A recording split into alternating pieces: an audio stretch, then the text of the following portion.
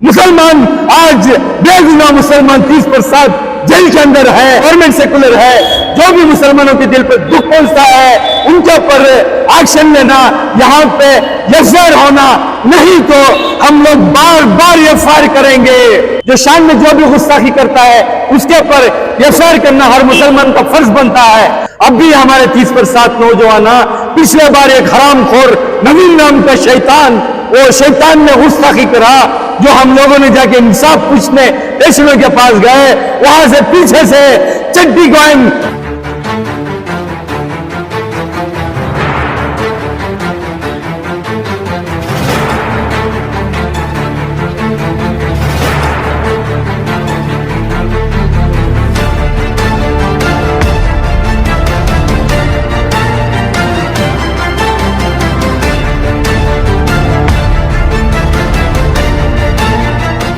Asian times पे सबका फिर से स्वागत है। मैं इब्राहिम आपके साथ। इस वक्त बेंगलुरु में आज कमिश्नर ऑफिस में जो है सद्भावना यूथ एसोसिएशन के प्रेसिडेंट जनाब सद्भावना सादिक और उनकी टीम जो है यहाँ पर मौजूद है। जी हाँ दोस्तों, जनाब सद्भावना सादिक जो है आज एफआईआर करने के लिए यहाँ पर मौजूद हैं और एफआईआर जो है रामगिरी महाराज के ऊपर हो रहा है, जिसने गुस्ताखी रसूल किया है। लगातार जो है आजकल ये देखने को मिल रहा है कि रियासत के अलग अलग मुल्क में जो है गुस्ताखी रसूल किया जा रहा है। बात जब भी मुसलमानों की आती है, मुसलमान के जज्बात को जो है ठेस पहुंचाने की कोशिश की जाती है। और इस वक्त रामगिरी महाराज ने जो है नासिक के एक प्रोग्राम में गुस्ताखी रसूल किया था। बहुत अफसोस की बात यह है कि इस तरह के स्टेटमेंट देकर मुसलमान के जज्बात को ठेस पहुंचाया जा रहा है। लगातार ये जो देखने को मिल रहा है कि जगह जगह पर जो है लोग एहतिजाज कर रहे हैं, प्रोटेस्ट कर रहे हैं, यानी कि नौजवान जो है प्रोटेस्ट कर रहे हैं कि इस गुस्ताखी रसूल रामगिरी महाराज को जो है गिरफ्तार किया जाए। और आज बेंगलुरु शहर में सद्भावना यूथ एसोसिएशन के प्रेसिडेंट ने जो है अपनी तमाम टीम को लेकर कमिश्नर ऑफिस पहुंचकर यहाँ पर एक पिटीशन फाइल किया है कि इनको जो है जल्द से जल्द गिरफ्तार किया जाए और कोई और इस तरह की जो है गुस्ताखी ना करे। आइए उनसे बात करते हैं और देखते हैं इनका क्या कहना है। आज सद्भावना यूथ सोशल वेलफेयर एसोसिएशन और पुलकेशी नगर सिटीजन वेलफेयर ट्रस्ट के जिम्मेदारान और हमें मिलकर कमिश्नर साहब से मिलना है। कमिश्नर साहब नहीं मिले और उनके पीआर से मुलाकात हुई। मुलाकात होकर एक कंप्लेंट लॉन्च कर है किसके ऊपर, एक मलून, एक औलाद नस्ल पलीद है, एक रामगिरी बोलकर, रामगिरी महाराज बोलकर नासिक का, महाराष्ट्र का वो हरामखोर ने नबी पाक सल्लल्लाहु अलैहि वसल्लम की शान में इतनी बड़ी गुस्ताखी कर है कि वो होने के बाद कंप्लेंट हर जगह से हो रहे हैं। पुलिस अभी तक इस हरामखोर के ऊपर एक भी एफआईआर कराकर नहीं है। हमारे इंतजार ये है, यहाँ की कर्नाटक के कमिश्नर से हम लोग इंतजार कर रहे हैं कि ये कर्नाटक से उसके ऊपर एक एफआईआर करो, एफआईआर करके उसे जेल में डालना बोलकर हमारी एक इंतजार है। और दूसरी बात, ये बार बार नबी पाक सल्लल्लाहु अलैहि वसल्लम के शान में गुस्ताखी इस जैसे हरामखोरों ने एक मजाक समझकर, एक मामूली ये समझकर नबी पाक सल्लल्लाहु अलैहि वसल्लम की शान में गुस्ताखी बार बार कर रहे हैं। क्यों बोले तो ये हमारी खामोशी है। हमारे तकरीबन 30 करोड़ मुसलमान हिंदुस्तान के अंदर खामोश रह रहे हैं। हमारे नबी पाक सल्लल्लाहु अलैहि वसल्लम की शान में गुस्ताखी बार बार हो रही है, हम देखते रह रहे हैं। क्यों बोले तो सड़कों में आना, हमें कानून हाथ में लेना, ऐसा कोई मंशा नहीं है। लेकिन बाबा साहब अम्बेडकर का कानून जो है वो हर एक के लिए है, हमारे हुकूक के लिए है और मुसलमानों के लिए है, गैरों के लिए है, सबके लिए है।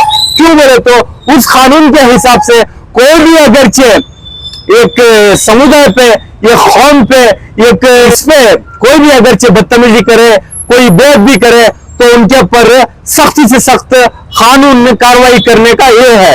ये क्या हो रहा है हिंदुस्तान में, ऐसा हो चुका है जो भी शेन होना चाहता है आसानी से नबी पाक सल्लल्लाहु अलैहि वसल्लम की शान में मुसलमानों के ऊपर जुल्म करना, ये इन लोगों की एक आदत बन चुकी है। अब हमारा मंशा ये हम लोग हरगिज बर्दाश्त नहीं करेंगे। हमें लोग गली गली से निकल कर हमें लोग एफआईआर करना है, मुसलमान का फर्ज है। जैसे कलमा पढ़ना फर्ज है, उसी तरीके से हम लोग जो शान में जो भी गुस्ताखी करता है उसके ऊपर एफआईआर करना हर मुसलमान का फर्ज बनता है। क्यों मेरे तो उसे जेल तक पहुंचाना है, वो परवाह नहीं कर रहा है। अगर जो मुसलमान के दिल दुखा रहा तो वो जाके कानून की मदद मांग ले, मैं किसी से माफी नहीं मांगता बोल रहा है। वो हरामखोर एक सामी जी और उसका नाम रामगिरी महाराज है, उसे उस जैसे नामखुल को, उस जैसे शैतान को महाराष्ट्र का सीएम वो बोलता है हमारे ऋषियों के ऊपर कोई उंगली उठाया तो हम लोग सख्ती से उनके ऊपर कार्रवाई करेंगे बोल के वहां का सीएम जिम्मेदारी लेकर आए, मुसलमानों को तकलीफ देने वालों को सपोर्ट कर रहा है बोलकर। लेकिन महाराष्ट्र के मुसलमानों से मैं अपील करता हूं, वहां पे सेकुलर जितने भी है, इस बार इलेक्शन आ रहा है, सेकुलरों को वोट दे, ऐसे हरामखोरों को, ऐसे मुसलमानों के दुश्मनों को कभी भी वोट ना दे। इन लोगों को असेंबली रहो या राज्यसभा रहो या विधानसभा रहो, उनमें जाना नहीं दे। और मुसलमान का वोट महाराष्ट्र के मुसलमान से अपील है कोई जाया नहीं करे। और कर्नाटक के मुसलमान जो पिछले बार डीजे के अंदर जो वाकया हुआ था, उस वक्त से हम लोग बहुत परेशान हैं, हम लोग के दिलों में लावा फूट रहा है, हम कुछ नहीं कर सकते, सिर्फ हमें कानून की मदद मांगेंगे।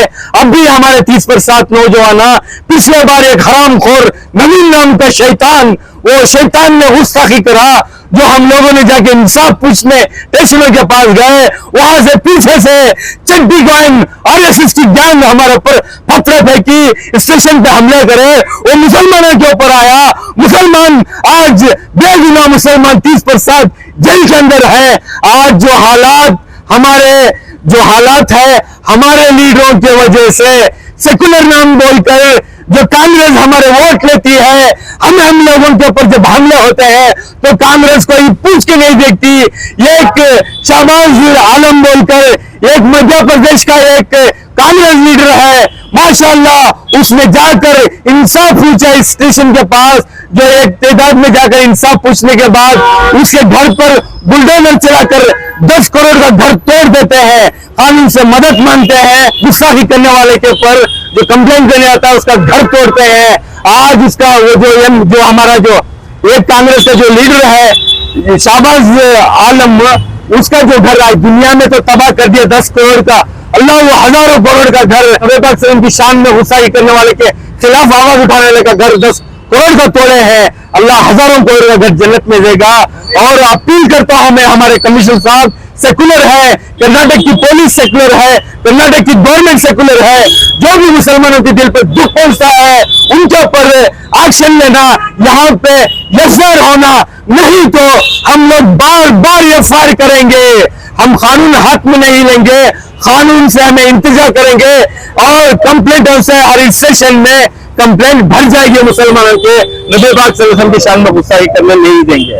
अस्सलाम वालेकुम वरहमतुल्लाहि वबरकातुहू। जिस तरीके से अल्लाह तबारक व तआला पर ईमान लाना जरूरी है कि अल्लाह एक है, अल्लाह के सिवा कोई माबूद नहीं, इसी तरीके से नबी करीम सल्लल्लाहु अलैहि वसल्लम को अल्लाह का नबी माना और आखिरी नबी मानना, आपके बाद कोई नबी नहीं आएगा। इन सब बातों पर ईमान रखना मुसलमान के लिए लाजिम है, वरना तो वो इस्लाम के बाहर है, उसके ईमान का कोई एतबार नहीं।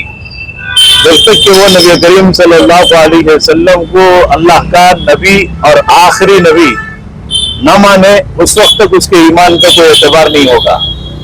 ये तो ईमान में दाखिले के लिए शराइत है।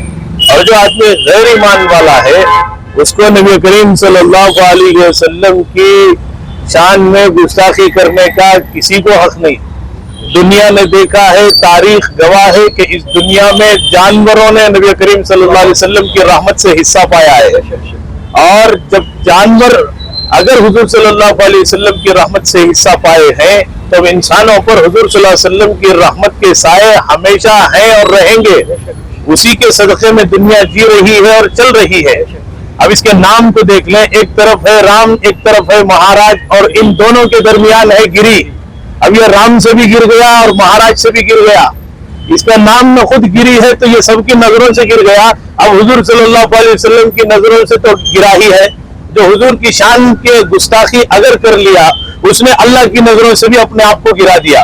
अब वो उसके नाम में सिर्फ गिरी नहीं था, उसने अपनी तकदीर में गिरी लिखा लिया है। वो हर जगह से गिर गया, अल्लाह ताला की जानिब से उसकी नसीब और तकदीर और मुकद्दर सब जगह से वो गिर गया।